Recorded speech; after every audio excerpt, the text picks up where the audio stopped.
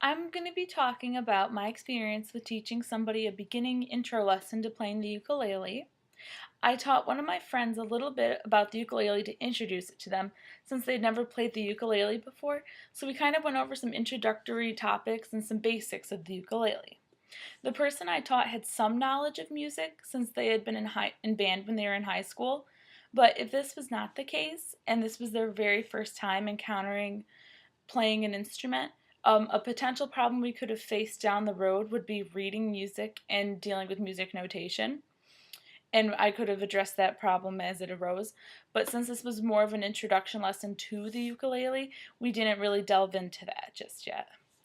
And what we're going to the first thing that we focused on was the correct way to hold the ukulele. He understood the proper hand position and how to hold it against his body. First, I would model it for him and then have him repeat back to me what he saw. And when we did this, we would stand in front of a mirror so that he could easily see if he was doing it right or when he wasn't, and then he could also see the correct way to do it and adjust his hand to do it the correct way.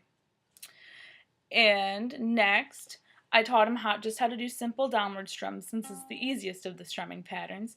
This went good, and we also really worked on the wrist movement since you want all the movement to be in the wrist, and he did really good with this. Next, I taught him the three main chords in playing ukulele, which are C, F, and G major. First, I would model the position for him, and then I would also play it so he could get an idea of how it sounded. And I also showed him some different pictures that I had found online of some good hand positions and the chord positions so that he could also have that visual as an idea. And this was okay, but he had a little difficulty pressing the right amount of the string. Since he had very big hands and fingers, I had him adjust the angle of his hand on the neck of the ukulele to compensate for this. And I had him curl his fingers around more so that he would be able to use the fleshy part of his finger to depress the string. This went really good. We then put all of this together and practiced going back and forth between the three chords, which is relatively easy since the chords are pretty similar and close to one another on the ukulele.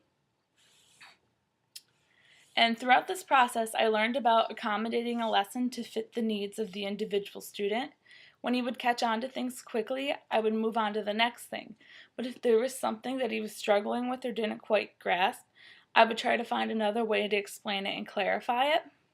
I think this is really important when teaching to have different ways of explaining things and to also know that everyone's different. And it's also important to take into account visual and oral learners. And I tried to have both examples for those and for kinesthetic. So I would try to have visuals for him to see. I would explain it orally so that he could hear it and comprehend. And then also to have a hands-on experience where we were actually playing it and putting these concepts into play and into use.